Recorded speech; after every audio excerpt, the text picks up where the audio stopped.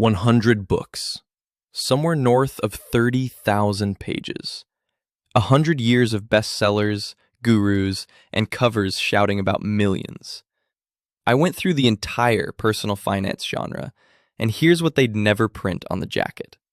It's the same 10 rules, resold forever with a new title. Nobody needs 100 books. You need 10 sentences and the nerve to act on them. So here's the whole genre in the next 10 minutes, including the one part almost every book on this pile conveniently leaves out. 10 rules, 1 page. Every shelf in the store, pressed down to what it actually says. Some of these took 300 pages to say one sentence, so let's do the sentences. This is the Money Debrief. I'm Dean.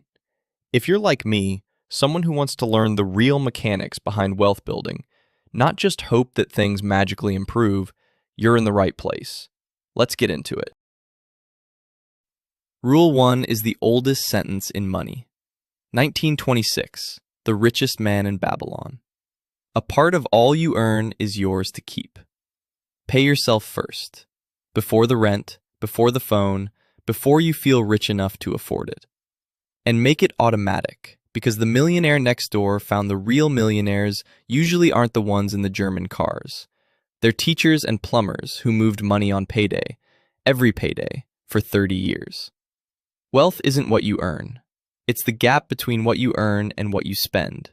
And the winners automate that gap, so willpower never gets a vote. A slice of every dollar, automatically, forever. Rule 2. Stop trying to be clever. A random walk down Wall Street spent 50 years proving that most professionals, people paid millions to pick stocks, lose to the plain market average. Jack Bogle's answer became the index fund, and his advice fits on a napkin. Don't look for the needle in the haystack, just buy the haystack.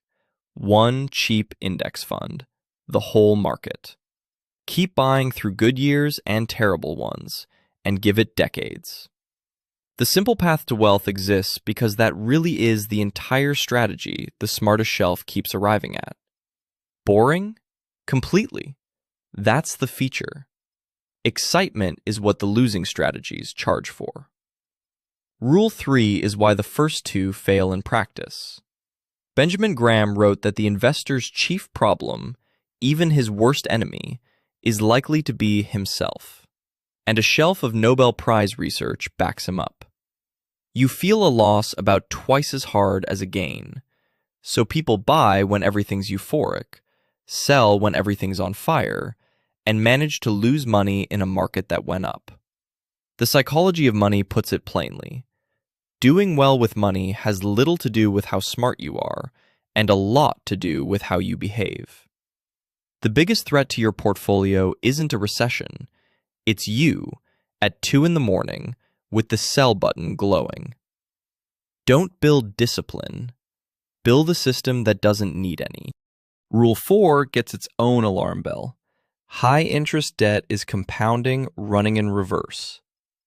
Every rule so far tries to grow your money at roughly 8% a year. A credit card ungrows it at roughly 20%. That's not a budgeting issue. That's a fire in the house. And Dave Ramsey built an empire on one blunt instruction. Put it out first. Attack the balance like an emergency, because mathematically, it is one. Nobody outinvests a 20% leak. And once it's out, the same monthly payment that was burning becomes the fuel for everything else in this video. Rule 5. Frugality has a floor. Income doesn't have a ceiling. You can only cut expenses to 0, and life gets miserable long before you get there. Rich Dad Poor Dad said it bluntly. The rich buy assets, everyone else buys things they think are assets. A car isn't an asset. A rare skill, a side business, a slice of equity, those pay you back. So the move is, raise your value, then own something. A salary pays you once for your time. Ownership pays you while you sleep. Rule 1 builds the gap. This rule decides how big the gap can get. Rule 6 comes with my favorite story in the genre. Kurt Vonnegut and Joseph Heller at a billionaire's party. Vonnegut needles him. Our host made more money last week than your most famous book will earn in its lifetime. Heller shrugs. Yes, but I have something he'll never have. Enough. Your money or your life makes that math personal. Money is life energy. Every purchase costs hours of your one life. And the entire FIRE movement runs on a single finding. Your savings rate matters more than your returns. Save more, need less, and retirement stops being an age and becomes a math problem. But the number only works if you know where it ends. Draw your finish line. Rich doesn't come with one. Rule 7 made me laugh. I read the masters, Graham, Lynch, Fisher, the whole Buffett shelf, expecting stock-picking secrets. Their combined advice? Buy wonderful businesses at fair prices, hold them for decades, and don't trade. Buffett calls the market a device for moving money from the impatient to the patient. And he's publicly instructed that the money he leaves his own wife go into an index fund. Read that again. The greatest stock picker alive picked the Haystack. When the world champions of a game tell you not to enter the tournament, that's not modesty. That's the single most valuable tip in the entire section. Rule 8, the horror section. The crash is coming, and nobody knows when. The Black Swan, When Genius Failed, The Big Short, an entire shelf of geniuses blowing up while insisting this time is different. It never is. Markets fall hard roughly once a decade, and the forecasters miss it every time.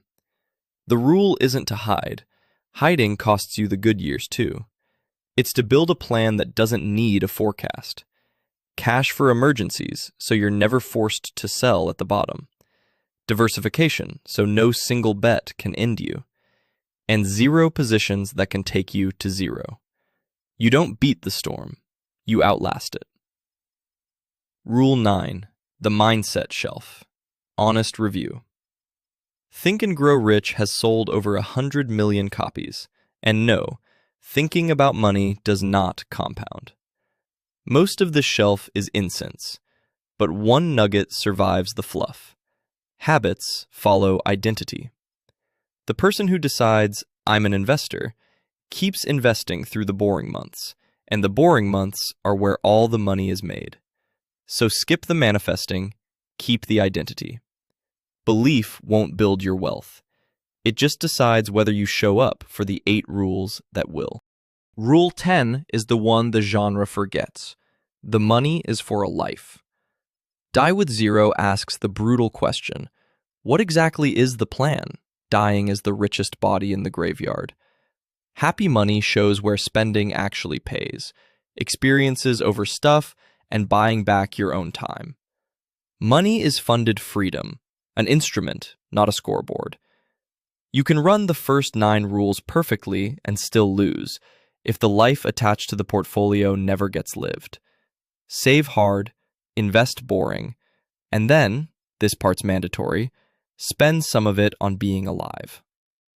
So that's 100 books.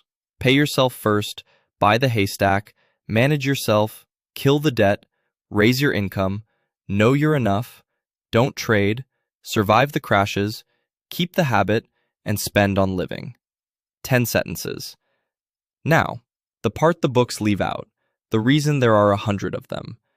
Reading about money feels like progress. It isn't. It's the most respectable form of procrastination ever invented, and an entire industry lives off it.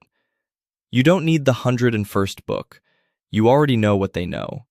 Close the tab, open the account, and move the first $100 tonight.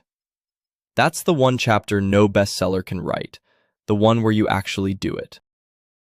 That's the Money Debrief. My name is Dean, and if this video helped you out at all, subscribe and like to see more wealth building tips and advice in your feed. I'll see you in the next debrief.